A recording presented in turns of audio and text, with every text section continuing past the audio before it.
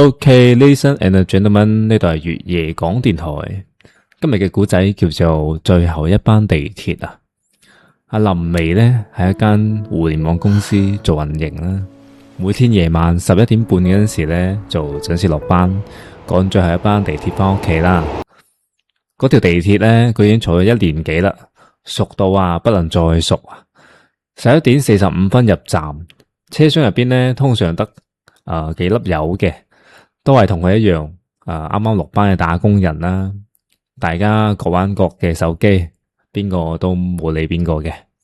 但係嗰天夜晚唔一樣，車廂入邊呢，除咗佢之外呢，仲有一個人嘅，一個坐喺佢斜對面，着住一身灰色西裝嘅年輕男人啊。佢生得好普通啦，普通到你望住佢10秒，轉頭都會忘記咗佢生咩樣嘅。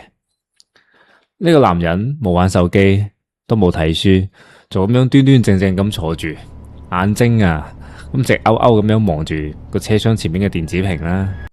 電子屏上邊呢，滾動住嘅係站名同埋廣告啦，好正常，冇咩特別嘅。阿林薇就覺得有少少奇怪，戴住個耳機咧就開始刷短視頻啦。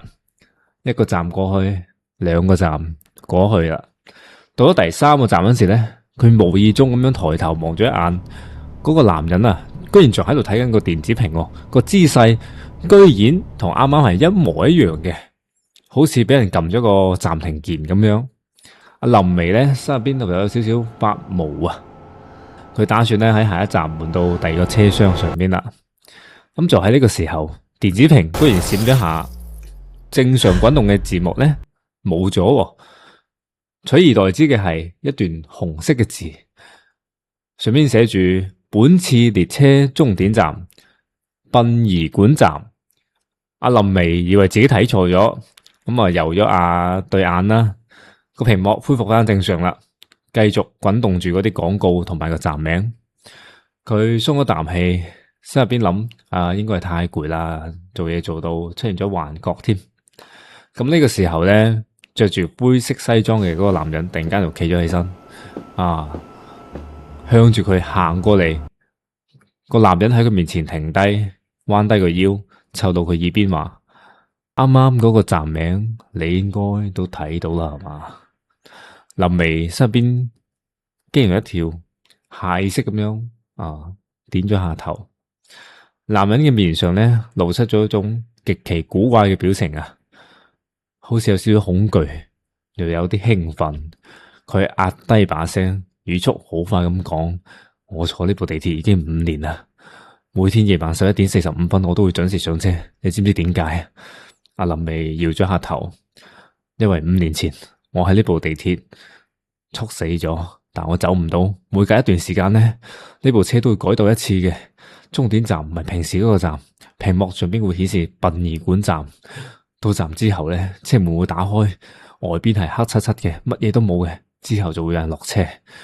佢停頓咗一下，個嘴唇開始抖落車嘅人我都認識嘅，佢哋都係呢部車上面死咗嘅，心臟病嘅、中風嘅、猝死嘅。只要係車門打開，佢哋都會企起身，行向嗰一片黑掹掹入邊，再都唔翻嚟。阿林薇手開始震啦，佢想企起身，但係隻腳就唔聽佢講。男人就繼續講啦，聲音越嚟越輕。我每次都匿喺部車入邊唔敢落去，但係今天夜晚屏幕上面顯示嘅唔係指呢個站嘅名。仲有咩林薇嘅聲幾乎聽唔到。男人轉過頭望咗下電子屏，又轉翻嚟，眼神入邊全部都係絕望。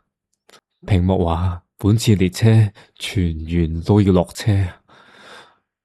講到呢度，車廂入邊嘅燈光全部熄滅咗，地鐵開始減速，窗外唔再係隧道嘅黑色，而係一種更加深嘅，好似要將人吸入去嗰種黑色。車慢慢停穩啦，車門打開嘅瞬間，林薇感覺到一種冰冷嘅風從外邊吹入嚟，佢死死咁樣捉住個座椅扶手但係感覺自己嘅手已經冇晒力啦。佢耷低頭一睇，原來佢捉住嘅根本唔係座椅嘅扶手，而係從座椅底下伸出嚟嘅一隻白灰色嘅手啊！